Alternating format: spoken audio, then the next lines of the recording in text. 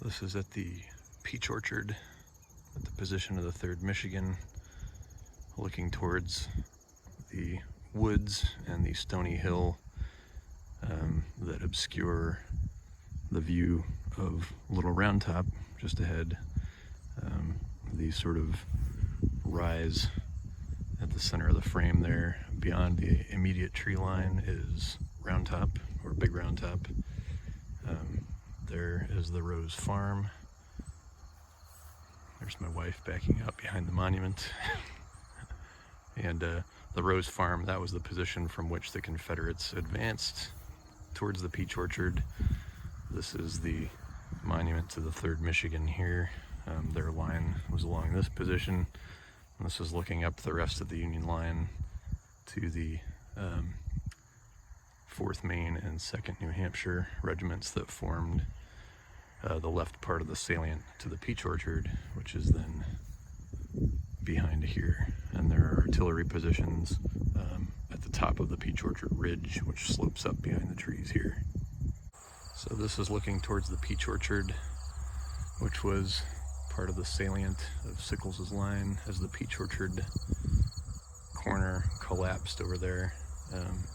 It rendered this position along the Emmitsburg Road untenable, and there's the Sherfy Farm where Union troops were fighting. This position along the road then was rolled up by the Confederates, and all the Union forces retreated back through these fields back towards the Union position, which you can see in the distance there. That's the Pennsylvania Monument Dome. And then that little rise of trees in the far distance is Cemetery Hill. Actually, that little rise of trees, that's Culp's Hill there. And then there is Cemetery Hill. And back behind us is the Trostle Farm back there. That is Sickles's headquarters. And the Union troops here from the Excelsior Brigade and other brigades would have retreated back through these fields towards the main Union position as this Emmitsburg Road line collapsed. So this is from the Trostle Farm position. Looking off in the distance here is the peach orchard, and that's where the salient of Sickles's line starts to collapse once it breaks. Once that corner breaks, it starts to roll up the Emmitsburg Road line here all the way to the Klingle Farm there in the distance, and then the Rogers Farm, which is the white fence there. The building no longer stands.